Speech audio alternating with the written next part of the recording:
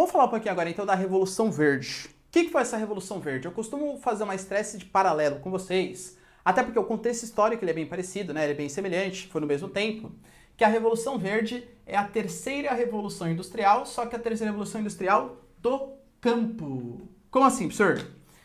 A década de 50 e a década de 60 foram décadas bem importantes para o capitalismo, para o mundo, assim, de maneira geral. Foi a época que a gente estava passando pela revolução técnico-científica ou técnico-científico-informacional, segundo o professor Milton Santos.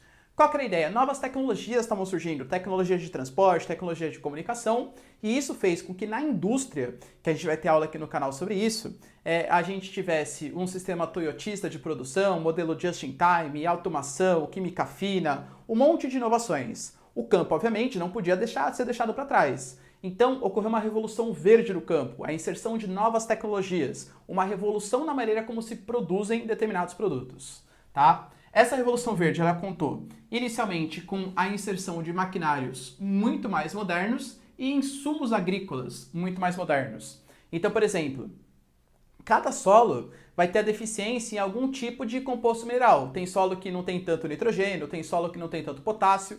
E se a gente fizesse, por exemplo, fertilizantes químicos? Insumos, para quem não sabe, é toda a tecnologia que é empregada na produção. Então, sementes mais resistentes, sementes que foram escolhidas. Vou dar um exemplo para vocês, vai.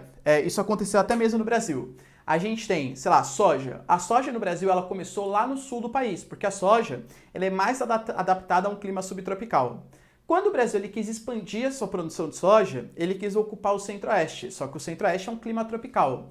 Como fazer uma plantação de soja dar certo no clima tropical? Sabe o que eles faziam? Eles pegavam, sei lá, 1000 sementes de soja, que é adaptada a um clima subtropical. Essas 1000, planta num clima tropical. Putz, professor, dessas 1000, só 5 deram certo. Isso quer dizer o quê? Que 5 são resistentes ao clima tropical. Aí você vai lá, pega essas sementes e o resultado dessas sementes, que são sementes resistentes ao clima tropical, e planta elas novamente. Ou seja, através de tecnologia, através do selecionamento de sementes, você vai adaptando alguns tipos de cultivo a outro tipo climático, a outro tipo de solo e por aí vai.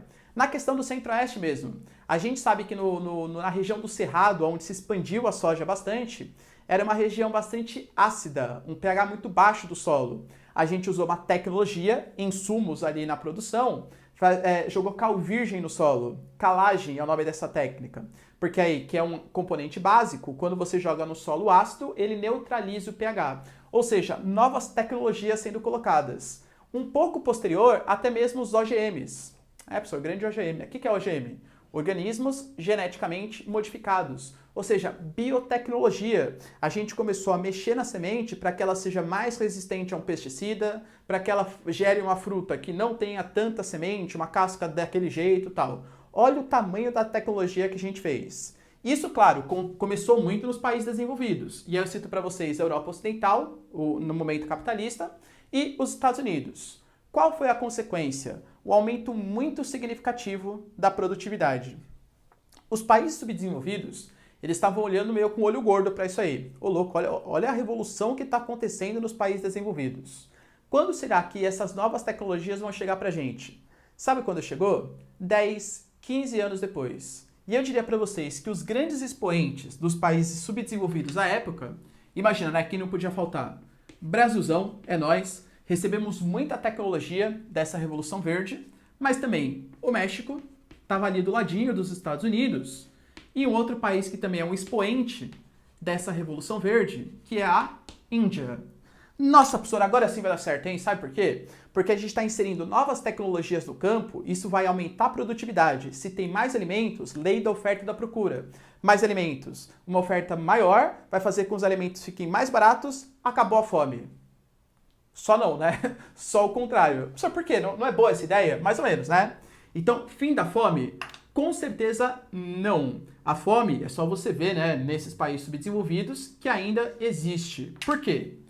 Por mais que os países desenvolvidos eles tenham barateado essas novas tecnologias, esses novos insumos, ele ainda assim, ele só era acessível para o grande produtor, para aquele grande latifundiário, para a agricultura patronal. Você acha mesmo que o camponês ele tinha dinheiro para comprar uma nova tecnologia que estava surgindo? Jamais. Então, o que fez a consequência da Revolução Verde nos países subdesenvolvidos foi criar um abismo ainda maior, no qual a galera da agricultura patronal, da agricultura latifundiária, que já era privilegiada, já tinha mais dinheiro, teve acesso a essas novas tecnologias, aumentou muito a produtividade, aumentando a concentração de terras, enquanto o cara que era pequenininho ficou mais excluído socialmente, ficou mais excluído economicamente. Ou seja, o abismo entre os dois tipos de produção aumenta muito.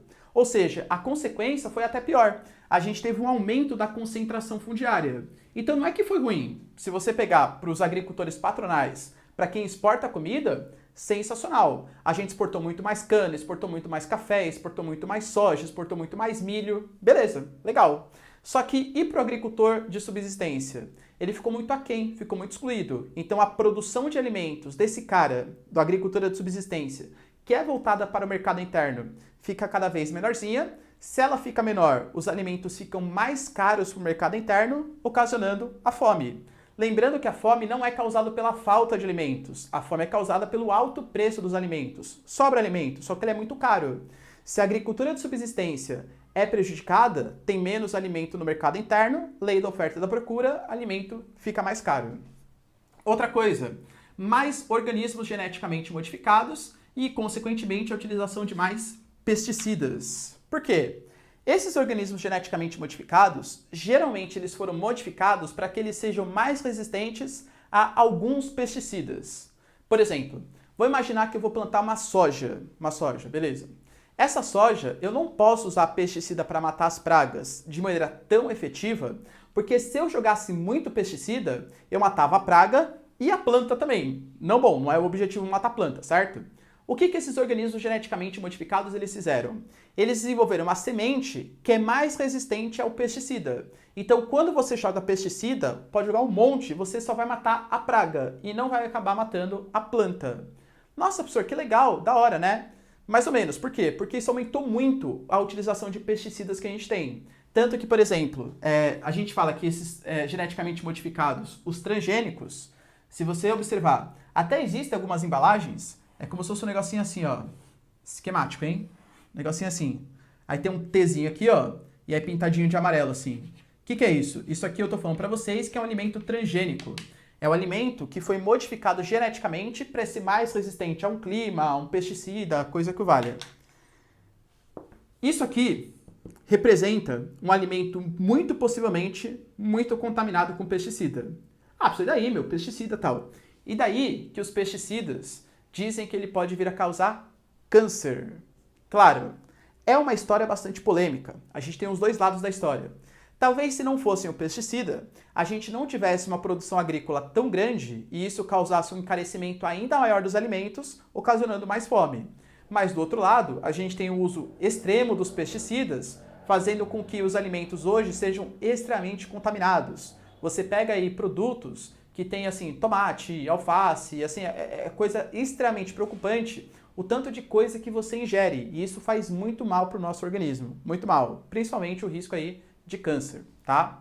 Outra coisa, isso fez com que a gente tivesse monopólios muito fortes no agronegócio. As duas maiores empresas, né, a Cargill e a Monsanto, peguei a Monsanto aqui como exemplo, o que ela faz? Ela faz uma espécie de venda casada.